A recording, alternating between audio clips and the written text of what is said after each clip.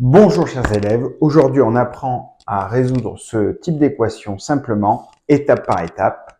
C'est parti. Alors pour commencer, il faut connaître deux prérequis. Premièrement, c'est qu'on ne change pas les solutions d'une équation lorsque l'on ajoute ou l'on enlève un même nombre à chaque membre. On va appeler ça la règle numéro 1.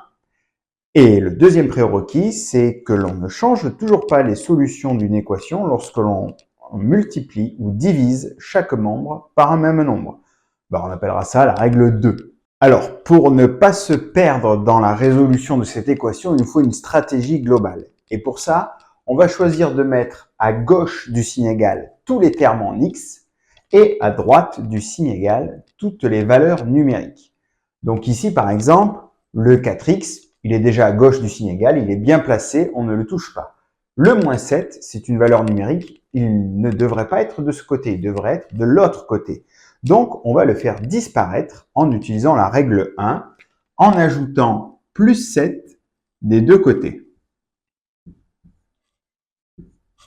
En faisant ça, dans le membre de gauche, il va me rester 4x, puisque moins 7 plus 7, ça fait 0, ça s'annule. Et de l'autre côté, j'aurai 2x, moins 3 plus 7, plus 4. Et puis maintenant, on refait les comptes. Le 4x est toujours bien placé. Le 2x, mais lui, c'est un terme en x, il ne devrait pas être de ce côté-là. Donc, on va le faire disparaître en ajoutant moins 2x aux deux membres de l'équation. On a donc ici 2x. Et de ce côté, 2x moins 2x, ça vaut 0, ça s'annule. Et il nous reste 4. Je refais une dernière fois les comptes. Ici, j'ai 2x, il est bien placé. Ici, j'ai 4. C'est une valeur numérique, elle est bien placée. Quand j'arrive du coup à ce stade-là, je vais utiliser la règle 2. Puisqu'ici, j'ai 2x et que moi, je n'en voudrais qu'un, je vais diviser chaque membre de l'équation par 2. Je me retrouve à gauche avec x et à droite, 4 divisé par 2, ça fait 2.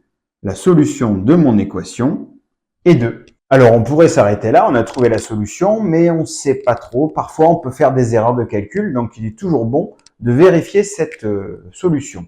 Pour cela, on va reprendre l'équation du départ, 4x moins 7 égale 2x moins 3. Et on remplace x par 2 dans chacun des membres.